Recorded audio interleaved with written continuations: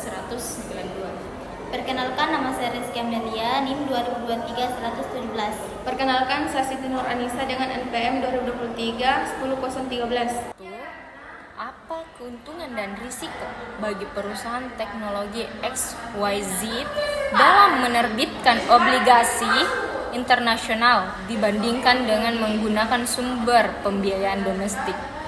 Keuntungannya itu akses ke modal dalam jumlah besar. Pasar internasional memungkinkan XYZ mendapatkan dana lebih banyak dibanding pasar domestik. Diversifikasi investor. Dengan menjangkau investor global, perusahaan dapat mengurangi ketergantungan pada pasar keuangan domestik. Suku bunga lebih kompetitif. Jika negara target memiliki suku bunga lebih rendah, biaya pinjaman bisa lebih murah. Peningkatan visibilitas global. Penerbitan obligasi di pasar internasional dapat memperkuat reputasi dan kepercayaan investor terhadap XYZ di kancah global. Risikonya. Risiko mata uang. Penerbitan dalam mata uang asing menimbulkan risiko fluktuasi nilai tukar terhadap USD. Risiko politik dan regulasi.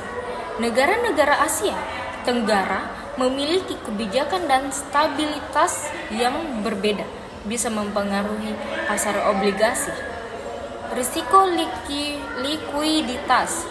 Tidak semua pasar memiliki tingkat likuiditas tinggi, sehingga obligasi bisa sulit diperdagangkan kembali.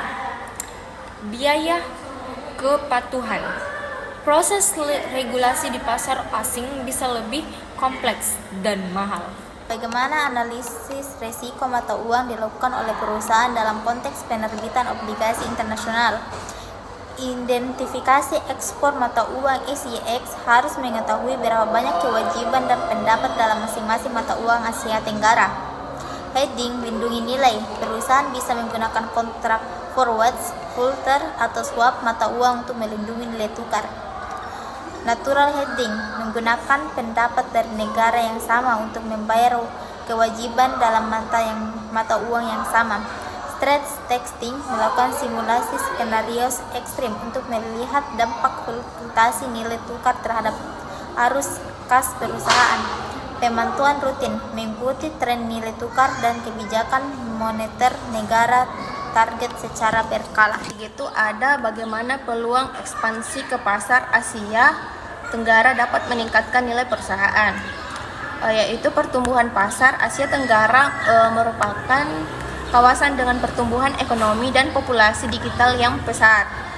Terus ada diversifikasi pasar, yaitu ekspansi akan mengurangi ketergantungan YXZ pada pasar AS, menurunkan risiko bisnis. Terus ada skala ekonomi. Operasi di lebih banyak negara memberi peluang untuk menurunkan biaya produksi per unit. Terus ada inovasi dan kemitraan lokal, dapat membuka peluang kolaborasi dengan perusahaan lokal dan akses teknologi atau talenta baru. Terus yang terakhir ada peningkatan pendapatan.